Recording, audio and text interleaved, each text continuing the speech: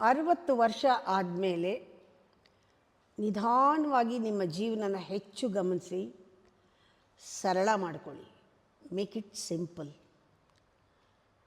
ಯಾವುದು ಸತ್ಯ ಯಾವಾಗಲೂ ಅದು ಯಾವತ್ತೂ ಮಾಸ್ಟರ್ ಆಗಿರುತ್ತೆ.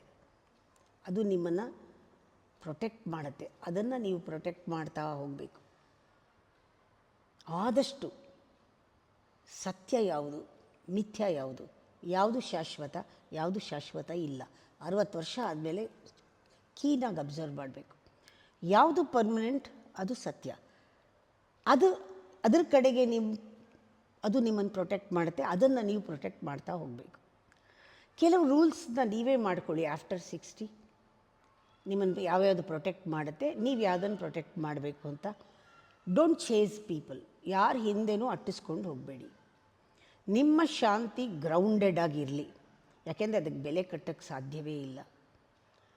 ಆದಷ್ಟೂ ಸೂರ್ಯನ ಬೆಳಕು ಥರ ಇರ್ತಾರಲ್ಲ ಅಂಥವರು ಜೊತೆ ಕಾಲ ಕಳೀರಿ. Spend time with people who feel like sunlight. ಆರಾಮಾಗಿರುತ್ತೆ ಅವ್ರ ಜೊತೆ ಇದ್ದರೆ. ಆಮೇಲೆ ಕಾನ್ವರ್ಸೇಷನ್ನೂ ಬೇಕಾಗಿಲ್ಲ. ಕೂತ್ಕೊಳ್ಳಿ ಒಬ್ಬರೇ.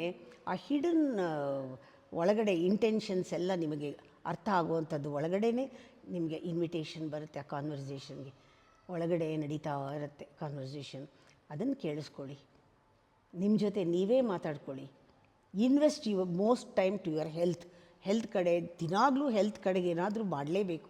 ಪ್ರತಿ ದಿವಸ ಕೇರ್ಲೆಸ್ ಮಾಡಬೇಡಿ. 60 ವರ್ಷ ಆದಮೇಲೆ habit to demands its price. ನಾನು ಹೇಳೋದು 60 ವರ್ಷ ಆದಮೇಲೆ ಕಾಯಬೇಡಿ. ಅದು ಮುಂಚೆನೇ ಬರಬೇಕು. ಬಂದಿಲ್ಲದೆ ಇದ್ದರೆ 60 ವರ್ಷಕ್ಕೆ ಸ್ಟಾರ್ಟ್. ಶಾಂತಿ ಮಾಡಿಸ್ಕೊಂಡ್ಬಿಡೋದಲ್ಲ. 60 ವರ್ಷಕ್ಕೆ ಶಾಂತಿ ಆಗಬೇಕು. ನಿಜವಾಗ್ಲೂ ಶಾಂತಿ ಸಿಗಬೇಕು.